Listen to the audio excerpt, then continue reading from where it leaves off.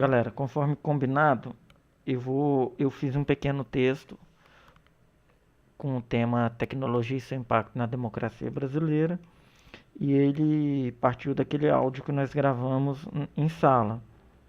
Nós elencamos os argumentos contrários aqui à ideia de democracia, fizemos um recorte sobre quais os pontos a gente ia abordar ou não, e eu em 10, 15 minutos falei o texto com vocês. Pois bem, eu gravei o texto falado, transcrevi, adaptei uma palavra ou outra, mas trouxe genuinamente o mesmo texto. Lembrando que o objetivo aqui é um exercício de argumentação, pegar uma ideia e desenvolver, e também de estrutura, demonstrar como essas ideias podem ser apresentadas no texto. Não é um exercício de posicionamento. Se forem fazer uma redação com esse tema, assim como já fizeram, manter aquele ideal que vocês apresentaram, tá? Esse aqui não seria interessante para uma redação final, num concurso ou numa prova do Enem. Tudo bem? Vamos ler então. A participação do povo nas deliberações típicas do exercício de poder estatal destaca um dos aspectos do conceito atual de democracia. E o avançado estágio tecnológico vivenciado no Brasil tem ajudado a difundir as pautas que demandam este tipo de decisão. Que tipo de decisão? As deliberações típicas do exercício do poder estatal, que é o conceito atual, ou um recorte do conceito atual da democracia. Tudo bem? Contudo, o uso inadequado da tecnologia na divulgação de informações acentua um dos mais antigos vícios do regime democrático, a demagogia. Nietzsche, no século XIX, já alertava que a democracia tende a supervalorizar a igualdade. Na forma como este sistema de gestão opera no Brasil, o voto de um estudioso ou de um empírico conhecedor de algum assunto perde valor ao ser equiparado com o voto de leigos. Inusitadamente, a grande maioria dos votantes não compreende o objeto da agenda política. Valendo-se desses fatos, a mídia e parcela dos candidatos utiliza a tecnologia e a máquina administrativa para propagar dados incorretos e, eventualmente, fraudulentos. Assim, aquele que não possui conhecimento técnico nem discernimento quanto às mazelas do jogo político fica mais suscetível à manipulação. Desta forma, a democracia cede lugar para a demagogia, colocando-se o povo para decidir conforme a vontade de apenas um grupo e não em benefício de todos, exatamente como prenunciava Aristóteles.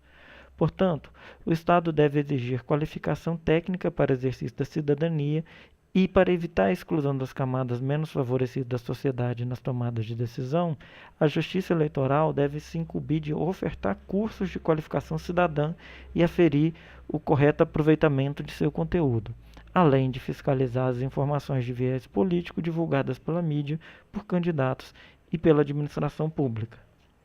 Então vamos lá. A gente apresentou uma ideia como um todo, fazendo um recorte no conceito de democracia atual, que hoje a gente vê que quanto mais se permite a participação popular, mais tende a ser democrático as tomadas de decisão do Estado. Aí a gente apresentou esse conceito e já linkou que o avançado estágio da tecnologia ajuda a difundir as pautas que demandam a apreciação popular. Contudo, o uso da tecnologia, que a gente já falou, uso incorreto tem propiciado a divulgação de várias informações que levam à demagogia, que já era um vício da democracia desde seus primórdios. Aristóteles é quem tratava da demagogia. O Nietzsche trazia um alerta de que a democracia tende a supervalorizar a igualdade. E como que nós demonstramos isso aqui? Demonstramos que no sistema democrático atual, pelo menos aqui no Brasil, o voto de uma pessoa que conhece a matéria que está em pauta vale o mesmo tanto do que o voto de alguém que não conhece nada. E as grandes massas da população não conhecem normalmente a agenda política, não sabem o que está sendo posto em discussão e ainda assim seu voto vale tanto quanto aquele de quem estuda a matéria. Qual foi o hiperlink que nós fizemos aqui para dar uma intertextualidade entre o Nietzsche, a mídia e aquele conceito muito mais antigo de demagogia trazido pelo Aristóteles?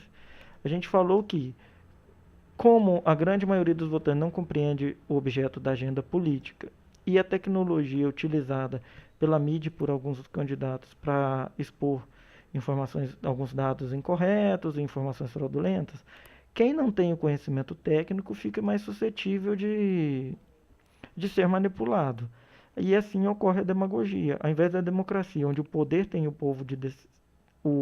tem o poder de decisão, ocorre o contrário. O poder de decisão aparentemente está com o povo, contudo, quem comanda o povo e as vontades do povo é um grupo que decide conforme sua vontade, ou expõe as informações conforme sua vontade, manipulando a escolha popular. Qual a solução para este tipo de problema? E é claro que essa não é a solução para a democracia e nem é uma proposta. Aliás, deixo claro para vocês que é até inconstitucional essa nossa proposta aqui, tá? Que na nossa Constituição, e é uma cláusula pétrea, a gente tem o voto universal. Mas dentro da nossa proposta, o Estado exigiria uma qualificação técnica para o exercício da cidadania. Ou seja, e, para evitar a exclusão dos menos favorecidos, a Justiça Eleitoral ofertaria os cursos para essa qualificação. Como seria? A Justiça Eleitoral oferta o curso, a pessoa que quer exercer o poder político, ou seja, quer exercer o poder de cidadania, se habilita no curso, a própria Justiça Eleitoral vai aferir o aproveitamento do seu conteúdo, com testes, com provas, enfim. E, além disso, para evitar também as informações falsas continuarem influenciando mesmo aqueles que fizeram o curso, a própria Justiça ficaria incumbida de fiscalizar as informações de viés político que fossem divulgadas na mídia, candidatos e administração pública. Essa foi a nossa proposta, bem singela, lembrando que ela decorre de um texto de 10 minutos, que a gente falou em 10 minutos dentro de sala, e eu só transcrevi aqui com pequenas adaptações. Espero que seja útil para alguém e lembrem-se de que não é para usar como modelo. Até mais.